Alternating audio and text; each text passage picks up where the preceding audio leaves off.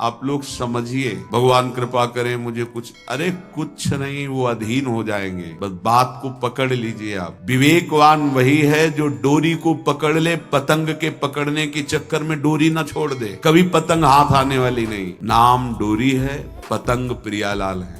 पतंगो यथा त्वाम अनुभ्राम्य माणा। नाम मत छोड़िए, पकड़ते रहिए, घसीटते रहिए। एक एक नाम आपका ऐसा जैसे हम डोरी घसीटते जा रहे, पतंग नजदीक आती जा रही, ऐसे नाम जापक के समीप रूप प्रकाशित होने लगता है। जो नाम ध्यान पूर्वक जप किया जाता है, इसके लिए और कोई साधन की आवश्यकता नहीं। देखो, अगर आप विद्वान शास्त्र पद्धतियों को जानने वाले जनों का संग करोगे तो ऐसे शब्द बोले जाते हैं। माना कि नाम की महिमा है।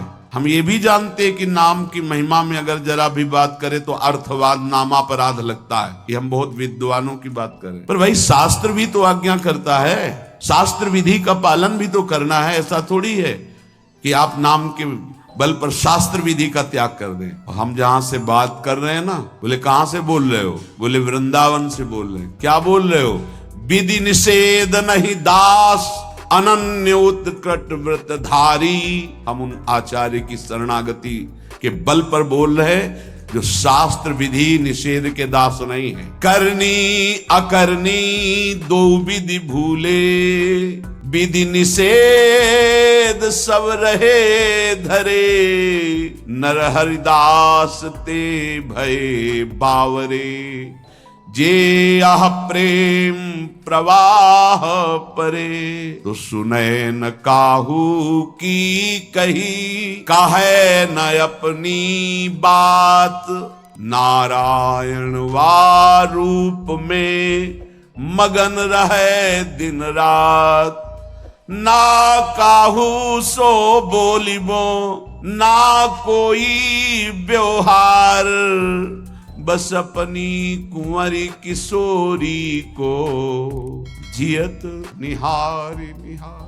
कुछ नहीं चाहिए। ऐसे उपासक के सामने मोक्ष पदवियां सिद्धियां हाथ जोड़े खड़ी रहती हैं, पर उसको चाहिए ही नहीं। जब तक चाह है तो पकड़ में नहीं आएंगी, और जब चाह मिट गई तो सब घेर लेते हैं अपने आप। सारा वैभव रिद्धियां सिद्धियां सब। जब तक चाह है तब तक कर्म का भोग भोगना पड़ेगा। अचाह हो गए तो अब भगवत विधान लागू हो जाता है। अचाह महापुरुष के ऊपर प्रारब्ध नहीं, भगवत विधान लागू होता है। जिसको इस बात पर विश्वास नहीं वो प्रवृत्ति में फंस जाएगा। ध्यान दीजिए, इस बात पर विश्वास नहीं है कि नाम चल रहा है प्रियालाल का, अब मुझे कोई साधन की जरूरत है। पूज्य भाई जी महाराज, मैं अपनी पहली और आखिरी बात कहता हूं कि आप नाम जप का नियम लें, निर्वाह प्रभु करेंगे। और कोई साधन करें, हम रोकते नहीं हैं, पर यदि आप नाम जप करते हो तो किसी और साधन करने की आवश्यकता ही नहीं। महापुरुषों के वचन, ये कोई अपनी मनगढ़ंत बात नहीं। भगवान ने अपने को सहज में प्राप्ति करने का उपाय अपने श्रीमुख से बताया। अनन्य चेता सततम यो माम स्मरति नित्य सहा, तस्याहम सुलभा पार्थे नित्य युक्त योगी। जो पुरुष, जो उपासक अनन्य चित्त से मेरा स्मरण करता है, मैं उसके लिए सहज हो जाता हूँ, सहज प्राप्त हो जाता है। इनको लगता है भगवत प्राप्ति बहुत कठिन है, अरे ये तो कहीं ब्रह्म ऋषियों को मिलते हैं। नहीं नहीं, ये इतने कृपालु हैं कि बिल्कुल सहज हैं। जो सहज हो जाए तो बहुत जल्दी मिल जाए। कहीं गाय चराने वाले को मिल जाते हैं, कहीं एकदम भोले भाले जिनको ज्ञान ही नहीं है उनको भी मिल जाते हैं। एक बहुत ही भोला नवयुवक था, अढ़ैया नाम था उसका। अढ़ाई कहते हैं 2.5 किलो को। पहला आहार उसका 2.5 किलो का ही है, आगे आप श्रद्धा रखें तो और प्लस हो सकता है। लेकिन वो मतलब घर में माता पिता पधार गए तो उसे कोई 2.5 किलो आटे की कौन रोटी बना के दे। थोड़ा जब उसके अंदर चेतना जागृत हुई तो जब कहीं ठौर नहीं मिलती तो संतों का आश्रम मिलता है। एक आश्रम में गए, उन्होंने कहा हमको नौकरी में रख लो, कोई सेवा में रख लो। तुम्हारा नाम क्या है? बोले अढ़ैया। बोले कोई नाम है? बोले गांव के लोग कहते हैं क्योंकि 2.5 किलो हम पाते हैं। तो 2.5 किलो? बोले तौल के 2.5 किलो आटे का जब हम रोटी पाते तब हमारी बाल भोग होता है। आगे कोई श्रद्धा करे खीर पूड़ी, पर 2.5 किलो अन्न चाहिए। तो उनका यहाँ भंडारा है, तो रोज 2.5 किलो क्या 5 किलो पावे, क्या सेवा कर सकता है? उनका जो आप सेवा बताएंगे सिखाएंगे वो हम कर लेंगे। उनका तुम गाय चराया करो। गाय, अरे भाई देखो हमारा वैष्णव सिद्धांत है, तुम गाय चराने जा रहे हो, हम यहाँ से तुम्हें अमनिया दे दिया करेंगे, जंगल में तुम बनाओ और वही ठाकुर जी को भोग लगाओ और पाओ। बिना भोग लगाए पाने का विधान हमारे आश्रम से आपका नहीं बन सकता। बोले हमको तो कुछ आता नहीं भोग लगाना, क्या भोग लगाए? तो कहा जब आप बना लीजिएगा, क्योंकि अब यहाँ 2.5 किलो तुम्हारे लिए अलग से बन करके जाए, तुम अपना बनाओ, जो जो चाहो भंडारी से कह दिया दे दिया करो, वहीं लकड़ी बीनो, वहीं बनाओ और गाय चराओ और ठाकुर को भोग लगा के पाओ, जितना मनावे आप पाओ। पहले दिन भोग मिला तो बाटी बना, गरीब आदमी था, घर से तिरस्कृत था, वो सब जानता था। बाटी ऐसे उपला बीन लिए, बाटी बनाए,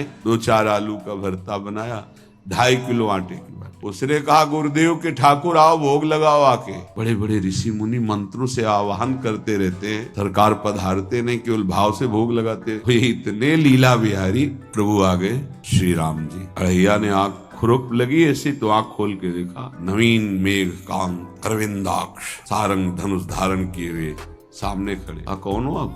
मैं राम जी कहते हैं, आपने कहा गुरुदेव के ठाकुर आ, तो गुरुदेव तुम्हारे जो है उनके हम ठाकुर जी हैं। सही में आते हो तुम? बोले आए तो गए, हम पाएंगे, बड़ी खुशबू आ रही है आलू के भरता की, तुम्हारी बाटी बनी हुई। और गुरुदेव ने कहा तो भोग लगा के पाना, मतलब आप पाते तो हैं? नहीं सुना है। बोले नहीं पाते हैं, पर सबका नहीं पाते हैं। आप जैसे भक्त जब पुकारते तो बिल्कुल कुछ नहीं जानता, इसीलिए हम कह रहे बड़े बड़े विद्वान और योगी जन रास्ता देखते रहते हैं। हरिवंश महाप्रभु ने इसीलिए लिखा है, मुनिमन ध्यान धरत नहीं पावत, करत विनोद संग बालक भट। ये विनोद करते हैं, प्रकट हो जाते हैं, बड़े बड़े मुनियों के जो ध्यान में नहीं आते। काश तो आप हमको ऐसे ही रखोगे, क्योंकि आप आ गए तो आप भी।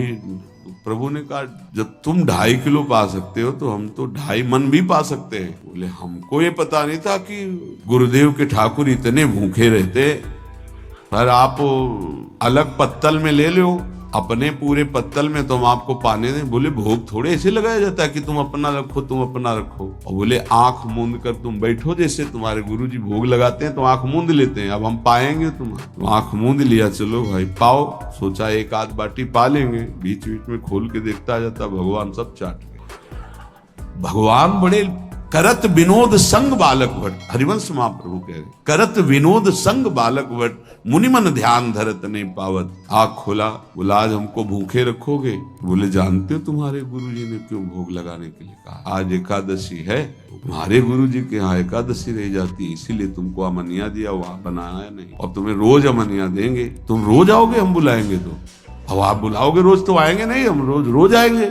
बोले तो ठीक है अगली बार से। बोले गुरुजी आपके ठाकुर जी आए थे, हमारी सारी बाटी खा गए, 5 किलो आज से हम ले जाएंगे, 2.5 किलो आपके ठाकुर जी के लिए, 2.5 किलो अपने लिए। बहुत हंसी आई कि वहां कुंतलों का सब भंडारी का देखो, पूछने की जरूरत नहीं, जितना कह दे दो। 5 किलो के हिसाब से आटा के अनुसार भरता बनाने के लिए आलू वगैरह। सुबह से गाय लेके निकल जाता, जंगल में छोड़ दिए, उपला में ने आग लगाई, बनाया, गोले गोले रख करके, तो कोई समय तो लगता नहीं। आग पकी हो तो बहुत सुंदर बाटी बनती। बाटी बनाया, भुरता बना के, पत्तल बड़े बड़े जंगल के से। कहा गुरुदेव के ठाकुर पधारो। आँख खोल के देखा साथ में सिया जी। उसने कहा ये कौन है? बोले हमारी अर्धांगिनी है। तो कल क्यों नहीं बताया था आपने कि अर्धांगिनी भी है? ये भी पाती है? बोले हमारे जैसा है। जानकी जी बैठ गए, राम जी बैठ गए, बड़ा सकुच में, पर जानकी जी इतनी करुणा वात्सल्य बरस रही थी कि वो कुछ बोल नहीं पाया, बस देखा, ऐसे कहा पाओ गुरुदेव के ठाकुर। प्रभु आराम से, सिया जो खूब स्वाद बखान बखान करके पाए। वहां खोल कर देखता आज भी हम 2.5 किलो अपने लिए लाए थे, लेकिन ये दोनों पा गए। गुरुदेव 7.5 किलो। बोले क्यों? आपके ठाकुर की पत्नी भी है ना? कहाँ है? तो दोनों आए थे। किसी को विश्वास नहीं हो रहा था। दे दो भाई, अरे गाय को खवाएगा, दे दो, कुछ करेगा, क्या कमी है यहाँ? 7.5 किलो आटा लेकर। अब तो समय लगा, 3 बजे तक बाटी बन के तैयार हुई पत्तल में से। गुरुदेव के ठाकुर पधारो। बस उसको बुलाना होता था कि विनोदी प्रभु, साथ में लखन जी, राम जी, सिया जी, लखन। ये कौन है? बोले छोटे भाई। आपके भाई भी है? हाँ है। पहले अब परिवार में कितने लोग हो आप? पहले बता देते तो हम वो सब सब आ जाते हैं। लक्ष्मण जी से कहा बहुत सरल भगत है, नाराज मत होना, चुपचाप पा लो। तीनों बैठे, बाकी बेचारा ऐसे ही रह गया। जब वो चले गए तो पत्तलों में जो किनका रहता था, एक अद्भुत आनंद। अगले दिन गया, बोले गुरुजी 10 किलो आटा चाहिए। 10 किलो क्यों? बोले आपके ठाकुर जी भी आते हैं, उनके ठाकुरायन भी आते हैं, उनके परिवार के भाई भी आते हैं, गोरे गोरे थे वो। कैसे, इसको कैसे अनुभव हो सकता है सिया राम लखन जी का? बहुत हट किया, 10 किलो आटा लिया, बनाया, 4 बज गए, रखा। उस मन में सोच रहा था आपकी संख्या ना बढ़ जाए। कहा गुरुदेव के ठाकुर पधारो। विशाल गदा भयंकर स्वरूप हनुमान जी महाराज। आंख खोला तो 3 स्वरूप में प्रभु खड़े हुए थे, सिया राम लखन। हनुमान जी चरणों में बैठे। पूछा ये कौन है? तो कहा ये हमारे प्रिय सेवक हैं हनुमान जी। एक बार आप अपने पूरे परिवार का, अपने सेवकों का वो आप पर्चा बना के दे दो, गुरु जी को दे देंगे जाके। हर बार एक बढ़ जाता है। तो भगवान मुस्कुराए, हनुमान जी इसका कुछ बोलना मत, बहुत निराला भगत है। बोले पाओ प्रभु। तो पहले सिया राम जी पाए, फिर जो प्रसाद लक्ष्मण जी पाए, फिर हनुमान जी पाए। हनुमान जी सब पूरा बहुत निर्मल भाव से बनाया हुआ और निर्मल भोला भक्त। अगली बार कहा गुरुदेव 5 किलो एक्स्ट्रा में रख दो, 1 नंबर बढ़ता जाता है। आपके पहले ठाकुर जी आए, फिर ठाकुरायन जी आए, फिर उनके भाई आए, फिर इस बार तो बहुत भयानक रूप, गदा लिए हुए, लाल अरुण वर्ण शरीर का प्रकट हो रहा है। जिधर देखो कंचन वर्ण की कांति, मुख में अरुण वर्ण की कांति। हमने पूछा आपके ठाकुर जी से, तो उन्होंने कहा कि वो सेवक हैं। वो रोमांच हो रहा था कि क्या सही भगवान करुणा करके इसको दर्शन देते हैं। अब अगली बार अगर ये बात करेगा कि तो फिर अब हम इसकी परीक्षा ले गया इस तरह में, बनाया सब। आओ गुरुदेव। अब तो पता था कोई आने वाला नहीं। गुरुदेव के ठाकुर 2 संख्या बढ़ गई। आंख खोल के देखा, कहा ये कौन है? तो कहा ये हमारे और भाई हैं, इनका नाम भरत है, इनका नाम शत्रुघ्न है। पहले महाराज बता देते ना कि आपके और भाई है, हमने कहा था आपसे प्रार्थना की थी। पाओ बचे नहीं ना, 2 संख्या ज्यादा। अगली बार गुरुदेव से कहा कि गुरुदेव 20 किलो वाली बोरी में भर दीजिए, अब हम दिन भर बनाएंगे क्योंकि आपके इतने ठाकुर हैं। आज गया लेकर सब ऐसे रख करके पत्तल डाल दिया, कहा गुरुदेव के ठाकुर पधारो। बिल्कुल नहीं बनाया। आ गए प्रभु। कहा कहाँ यार, तो खुशबू भी नहीं आ रही, ना बाटी की ना भरता की। बोले प्रभु आपके साथ पत्नी है ना, और सेवक भी है, इतने दिन से तो हमारे हाथ का पाए, आज हम पाना चाहते हैं, आप बनाओ, अपने रुचि का बनाओ और पाओ। प्रभु ने सिया जी की तरफ देखा कि अलवेला भक्त। सिया जी ने कहा अनंत सामर्थ्यशाली शक्तियों की स्वामिनी। बोले प्रभु देखो हमने ना उपला भी ना लकड़ी, आपके सेवक है ना, इनसे बोलो। हनुमान जी से कहा कि आप उपला और लकड़ी इकट्ठा करो, भाई आदेश है भगत का। लक्ष्मण जी चूल्हा जला रहे हैं, व्यवस्था आग की, और सिया जी के आंखों में आंसू भी आ रहे, धुआं भी लग रहा है, पर बना रहे। उसने कहा बनाओ, हम गाय एकत्रित करके आ रहे हैं। भागा, वो आश्रम में गया। बोले गुरुदेव आज पूरे परिवार सहित हमने फंसा लिया है आपके ठाकुर को। उनका क्या फंसा लिया है?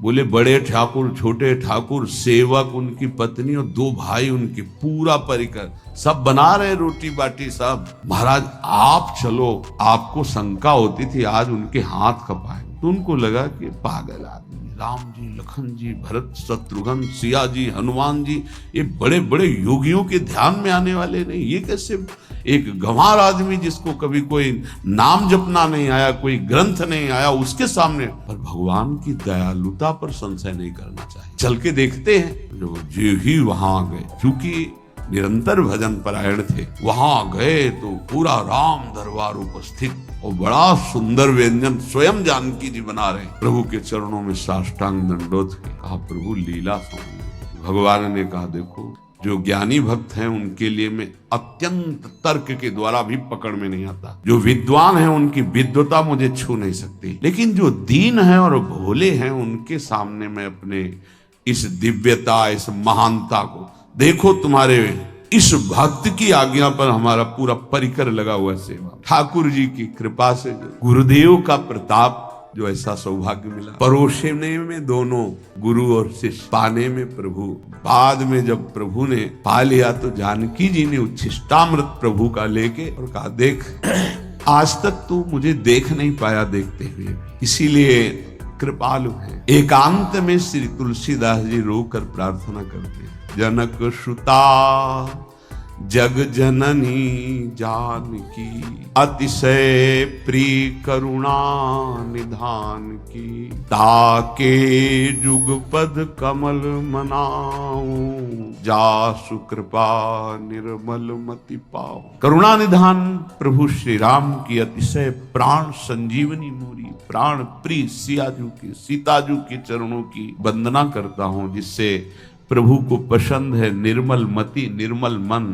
उनकी कृपा से मेरा मन निर्मल हो जाए, मति निर्मल हो जाए। तासु कृपा निर्मल मति पाओ। जीव ही जानकी जी ने अपने कर कमल से उस बालक को पवाया, अढ़ैया को, त्रिगुण माया का मल नष्ट हुआ। ओ जी सच्चिदानंद प्रभु का साक्षात्कार निहाल हो गया। कब कौन से गुण पर कैसे जी जाए विश्वास कीजिए, बस आवश्यकता सहज होने की। हमारी स्वामिनी जो सहज है, सहज होने की आवश्यकता है। जिसको ये कि कहा मुझे ऐसा दुर्लभ सौभाग्य, देखो कोई नाम जप उसके अंदर नहीं, कोई पाठ नहीं, कुछ नहीं। गुरुदेव ने कहा कि भोग लगा के पाना है, भगवत साक्षात्कार। विश्वास रखना चाहिए कि प्रभु हमें प्रतिपल देख रहे हैं, हमारे साथ हैं। सच्चिदानंद स्वरूप अपने आराध्य देव का निरंतर भजन और ध्यान पूर्वक भजन, ये दो बातें कह रहे हैं, भजन और ध्यान पूर्वक भजन। पहले भजन करने की क्रिया होती है, फिर भजन में थोड़ी रुचि होती है, फिर ध्यान पूर्वक भजन होता है। ध्यान पूर्वक भजन, चल रहे हैं, बैठे हैं,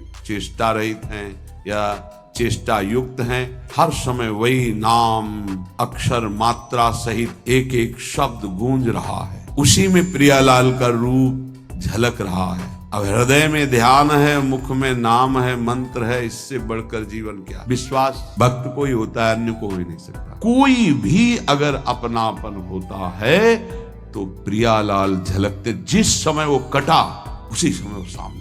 मैं हूं ना तो किसकी तरफ देख रहा है। ये जैसे कहा जाता है कि प्रभु वृंदावन से बाहर एक कदम नहीं रखते, तो हमारे भक्त जहां होते हैं वृंदावन के, वहां प्रियालाल जाते, ध्यान रखना।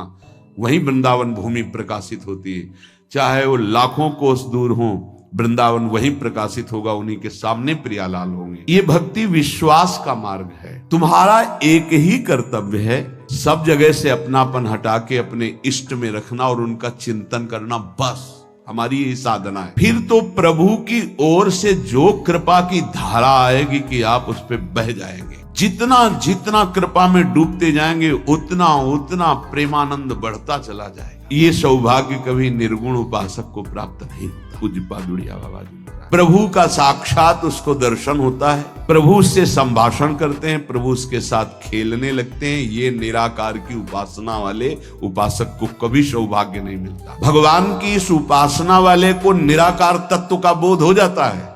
ध्यान रखना, हमारा स्वरूप चराचर जगत का स्वरूप, भगवान का स्वरूप, सबका बोध हो जाता है प्रेम मार्ग के पथिक को। और सगुण साकार स्वरूप में जो प्रभु विराज, उनके साथ खेलना होता है। जो सगुण उपासक साकार उपासक हैं, उनको तो निर्गुणों उपासना का जो फल है सर्वत्र तत्व अनुभव, ये स्वाभाविक हो जाता है। लेकिन जो निर्गुण निराकार उपासक, उसको साकार रूप में दर्शन, संभाषण और लीला में ये नहीं होता। बड़ा भाग्यशाली है, अनेक जन्मों का उसका भजन सिद्ध हुआ, जिसको प्रभु के साकार रूप की भक्ति करने का अवसर मिला।